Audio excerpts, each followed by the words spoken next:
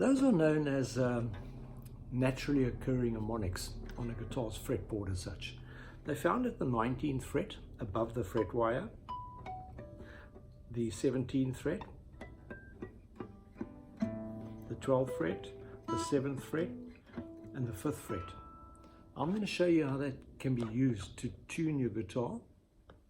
And but firstly, before I go into tuning a guitar, I'm going to just show you where you can find naturally occurring harmonics at the 4th fret and the 3rd fret. So firstly, I told you the easy ones above the fret wire by depressing the hardened flesh or the calluses on your fingertips above the fret wire at the 5th, 12, 7, 17,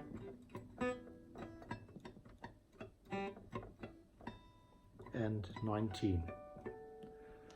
Right, I'm going to show you how to play them at the 4th and the 3rd fret.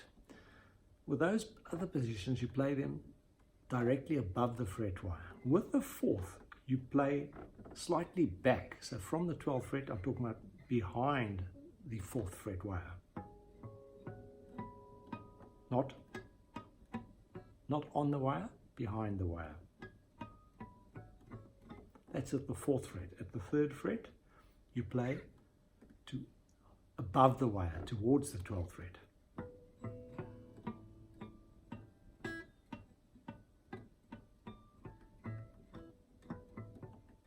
Not on the wire.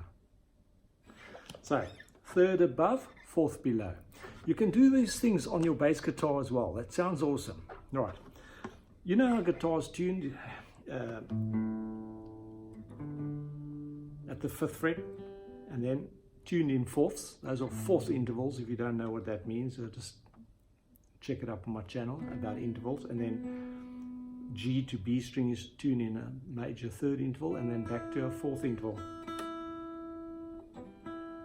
Now I could hear the guitar was out of tune there. How did I know? Well, my ear's been trained to hear the difference. You know, the strings oscillating which produces sound. But I heard, and I can still hear, that high E string was oscillating too slowly. Therefore, I had to adjust the string by tightening it because it was oscillating too slowly. I could feel it in my fingers and my wrist, but my head also heard it. My ears and my brain heard it. And after a few months, you will also be able to hear it. If you need to get into this. And when you use artificial harmonics, those vibrations will be a lot finer, but therefore you can tune your guitar even more finely using that, especially there at the 12th fret, because that's all those notes are played above the 12th fret wire there are in the same intervals, 4, 4, 4, 4, 3, 4. You know what I mean. Okay, so when the string vibrates, the string that you're trying to tune, the one below the one where you depressed it at the 5th fret, when it vibrates too quickly, you need to reduce the tension. In other words, make the string longer by reducing the tension. Now, when your guitar goes out of tune all the time, when you're jamming, especially when you're doing the bends, on your electric guitars especially, wood, the neck is made of wood, and there's a truss rod, a metal rod in electric guitars certainly, running down the neck that can be adjusted. Now the wood and the metal expand and contract at different rates. The weather plays everything to do with it. You remember a few months ago I was having massive tuning issues midstream in a jam, and I've discovered the hard way, because I'm getting more and more like sort of perfectionist about sound, and I'm getting really into this now, and so should you too. I was getting very frustrated, and I'm playing my electric guitars are of a very high quality without being arrogant, and they were very expensive and of a very high craftsmanship. Several things came to mind with different guitars. In that I've had them fiddled with some of them for many years, and I found that even the professionals weren't setting the intonation correct. Intonation means that when you play an open E string there, it should also be perfectly as an E there. When you use electronic tuner, because you need very micro tuning here. And so open, it must sound like E, and at the 12th fret it must sound like an E in standard tuning, obviously. But the note should always be true in both open and 12th fretted positions. If it's sounding like an E flat, you need to adjust the saddle mechanisms. If it's sounding flat, you would have to shorten the length of string so that the vibration is actually smaller and the pitch will rise, if you know anything about physics. And then it will sound like that when you shorten the string. And if it sounds sharp, you need to lengthen, and therefore you turn clockwise, because then the saddle will move back and lengthen the length of string from the 12th to the bridge. But that's another issue when you start fiddling and with the mechanisms of the tuning of your guitar. The other thing I found, the action, which is referred to as the height between the string and the fretboard. If it's too high, I found it was causing chaos with my tuning issues. A note would sound perfectly in intonation, let's say the G, especially the G string. At the 12th fret, it'll sound like a G, and it'll sound like a G there. But if I press at the 2nd fret, especially with a Les Paul and my Paul Reed Smith, both very high quality instruments, it cost me quite a bit of money for the fine craftsmanship. That A flat was ringing closer to a sharp than it was to an A, and it was driving me crazy, because when you play an open D like that, it sounds awful, but yet it's in perfect intonation there. When you got that issue, several things cause it. The action. If the string is set too high, the neck has got a natural bow which changes the length of the string, if you know what I mean. Be careful that your action's too high. You're going to have more. I found I was having more tuning issues, I said, on my Les Paul and my Paul Reed Smith. Here's something I found out after 5 years from much search, probing search. And thanks to YouTube, I found an answer by a guy who actually is an expert on servicing Paul Reed Smith guitars. And he said, late Eddie Van Halen, by ear, could figure out in the 70s that if his open D, because he liked an open D chord, as you know, quite a bit, he figured out by ear that A note, like I did, was sounding awful. He therefore set his intonation purposefully on his Fender Stratocaster to ring closer to an F sharp than a G. Because when you're playing up here like Eddie does, you would hardly hear the guitars out of tune, ever so slightly. But his open D based and other open chords, cowboy chords, sound beautiful. And I only found that out last month.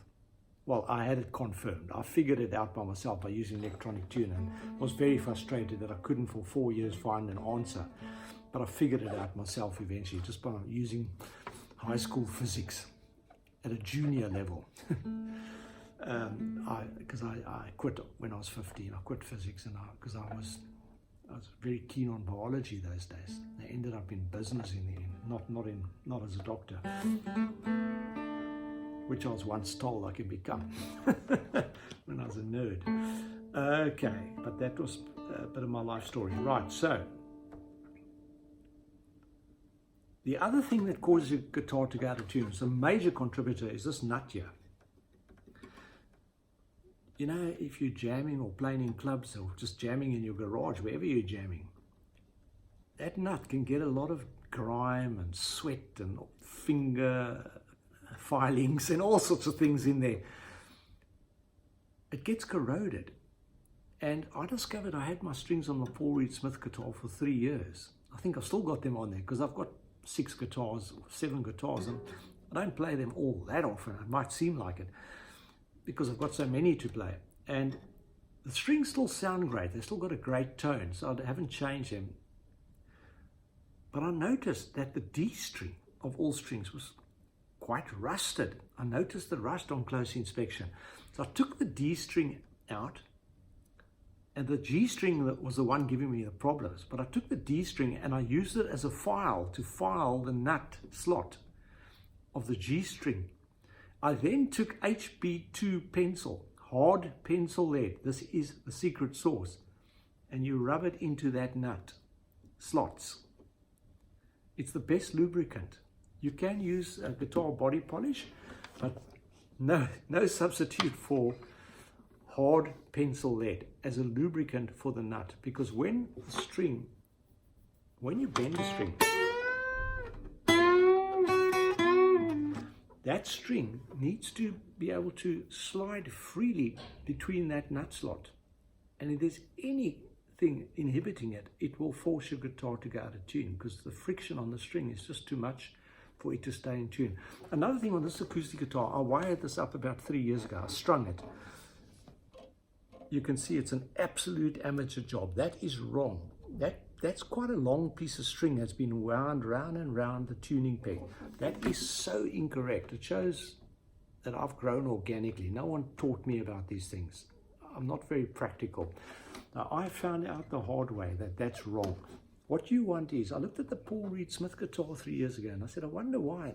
They only wind it once around that slot, but the string goes round itself. You know, you've got a piece of string standing up against the post like that, if I could do it, and the string is wound once around itself.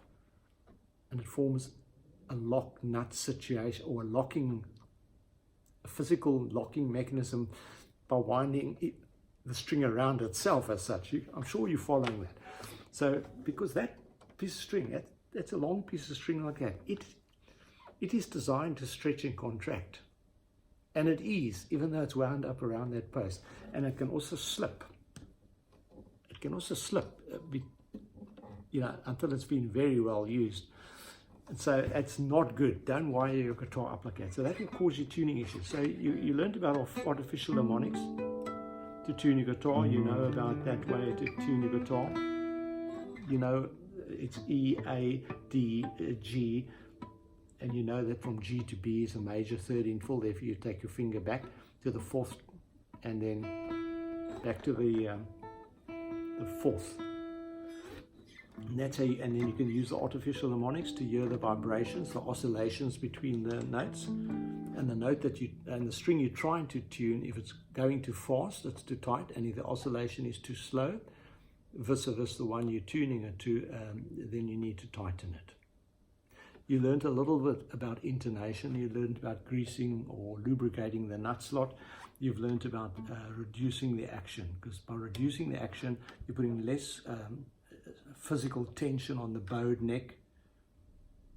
Strings are flatter. You're going to find your guitar, I'm telling you from practical experience, I can't tell you the exact physical quantities why, but it's staying more in tune. In Sydney recently, in past months, we've had huge fluctuations with weather, and the humidity causes chaos with the guitar, especially the thin electric guitar necks. It causes chaos with them.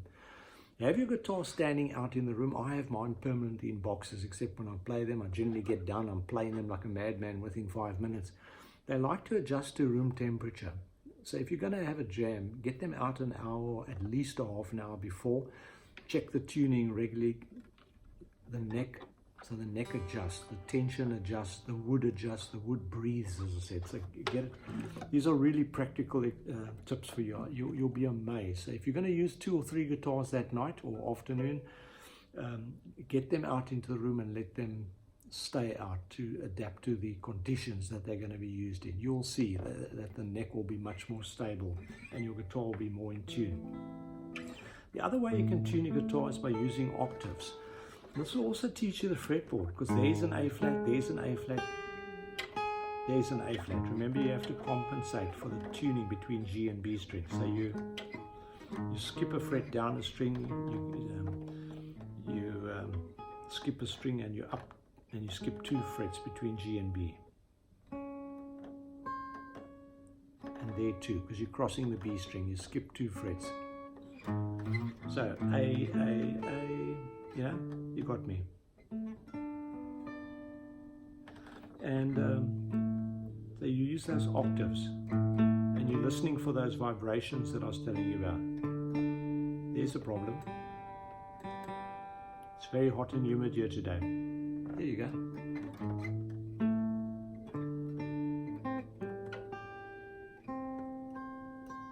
Sounds all right. You've also got an A. You've got an A there, and you've got an A there. G. Okay, so use those dynamics to your advantage, and you can make good songs using octaves. You can go like that, but I notice the far majority of guitarists prefer like that, or it's up to you, or whatever you're comfortable with your fingering.